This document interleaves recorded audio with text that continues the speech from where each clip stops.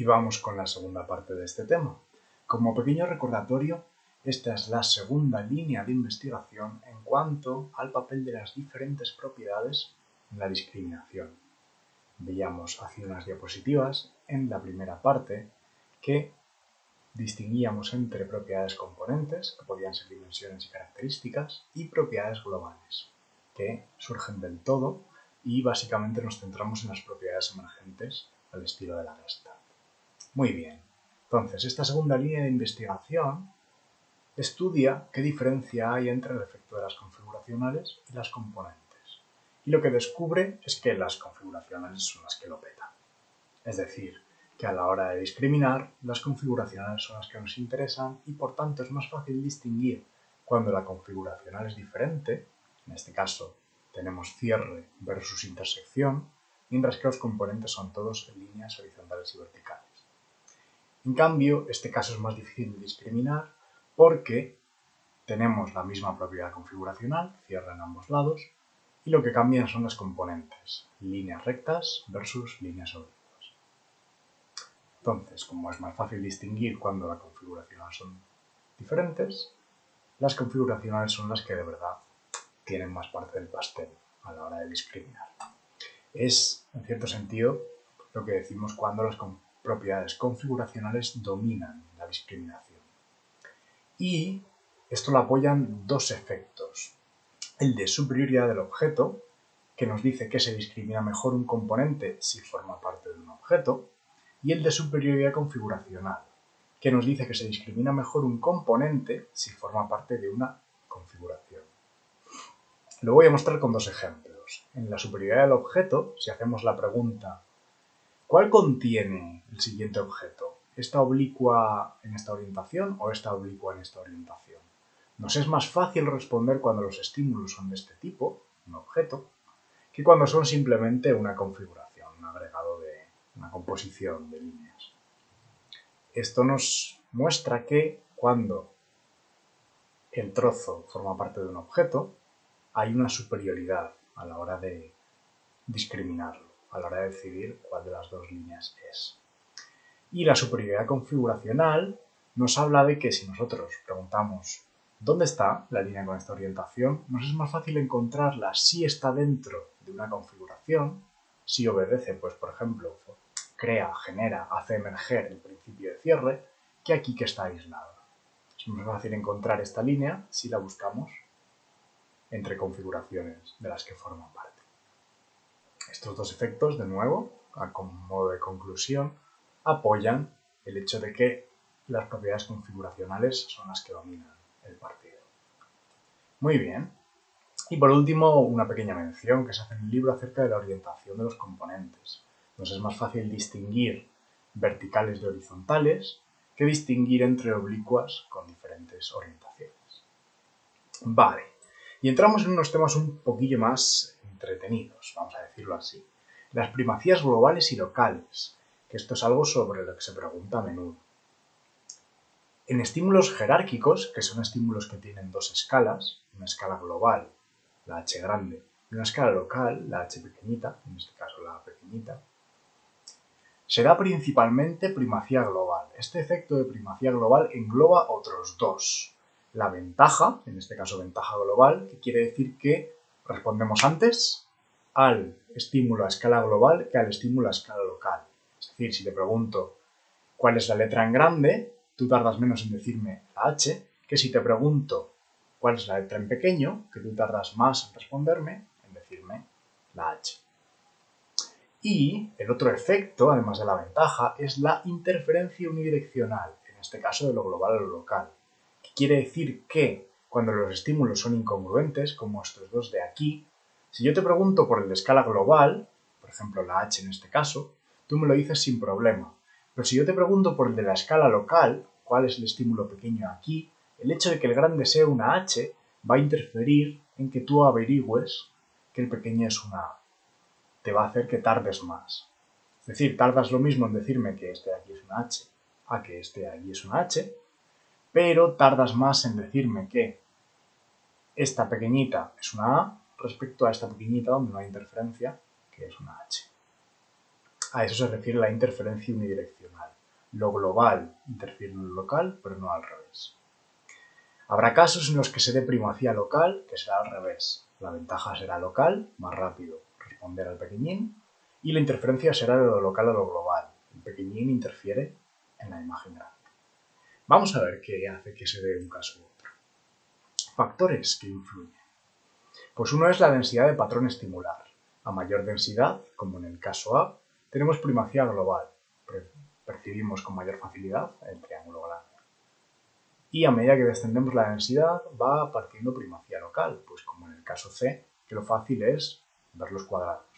Y interferencia de lo local a lo global, el ver cuadrados nos interferiría si nos piden cuál es el patrón a escala global, que es el triángulo. Los cuadrados nos haría tardar más en responder que esto es un triángulo.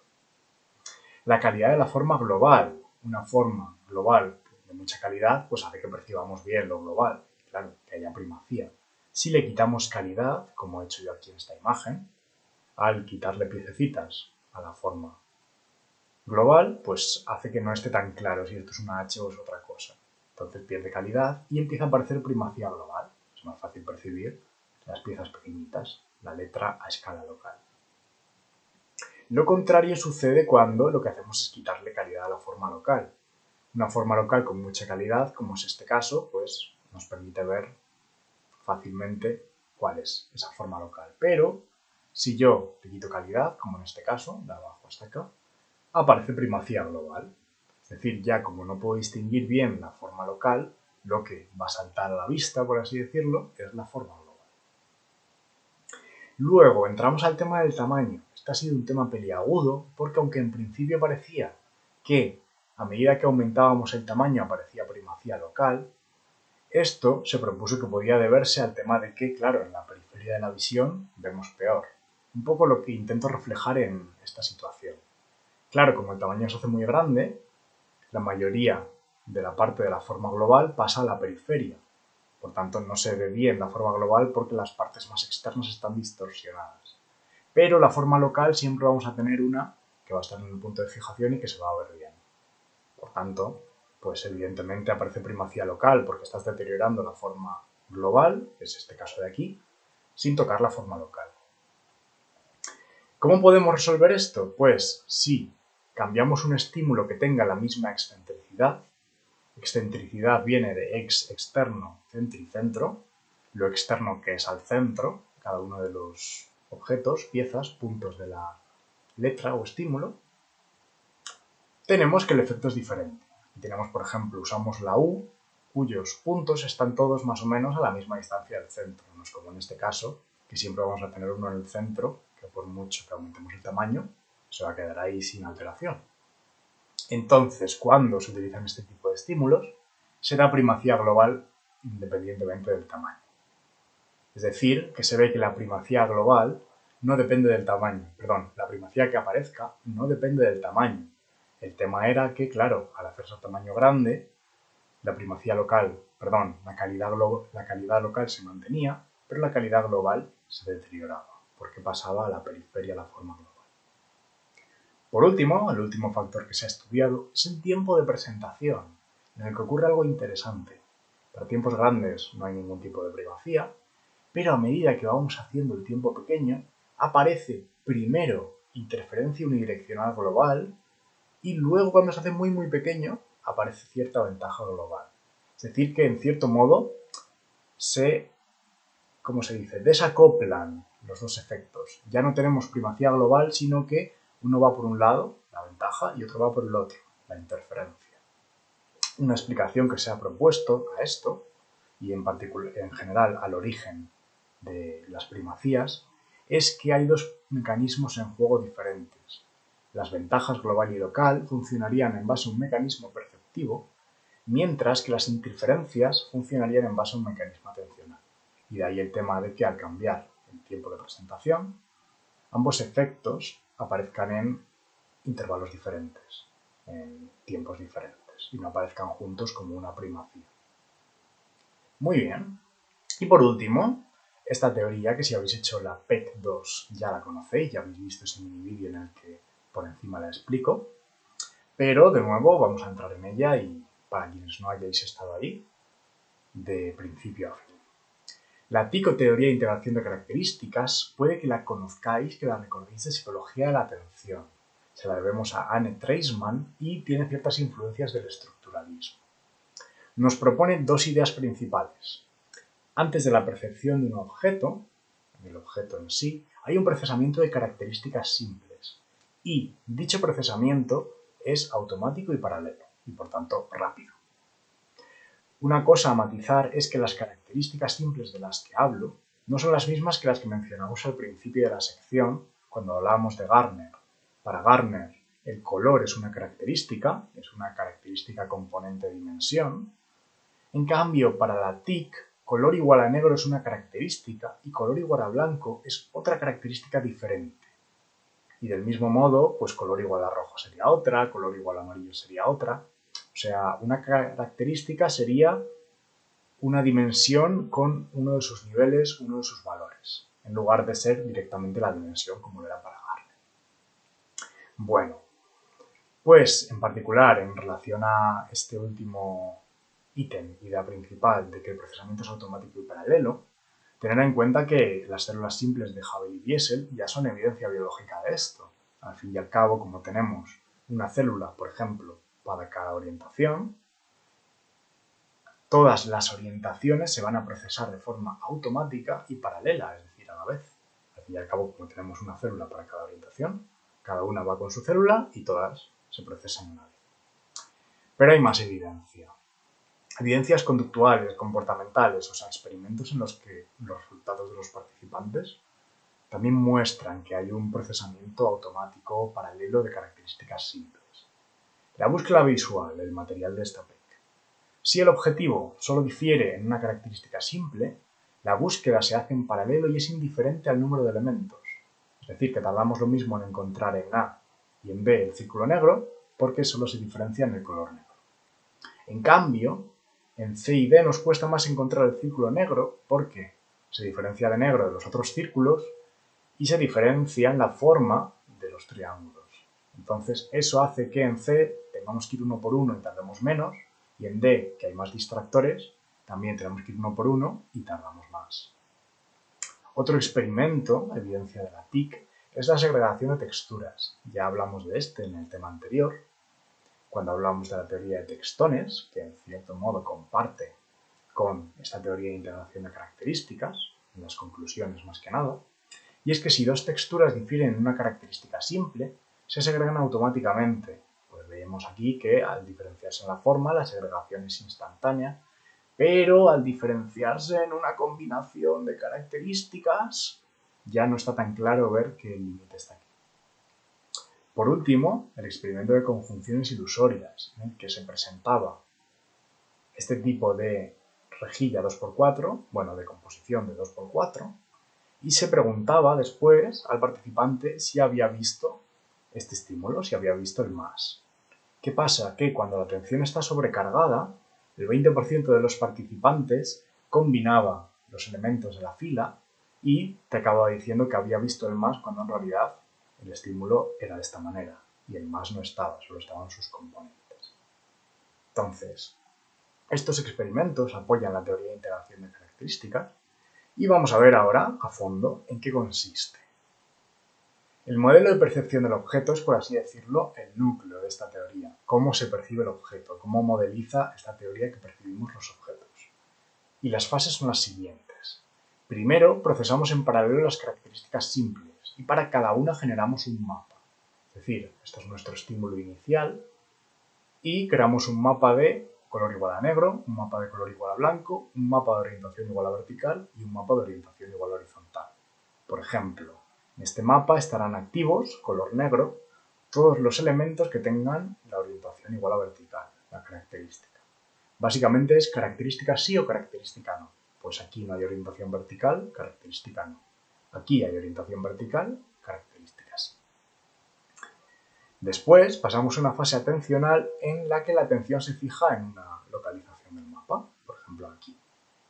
Entonces, esto hace que el proceso de percepción vaya a cada uno de los mapas y extraiga la característica en cuestión. Por ejemplo, aquí no hay nada, aquí hay un no, aquí hay un sí. se viene de color negro, y aquí hay un sí, se viene en la orientación vertical, aquí hay un no, no se viene en la orientación horizontal. Por último, se pasa un módulo donde se combinan las características que la atención ha recolectado.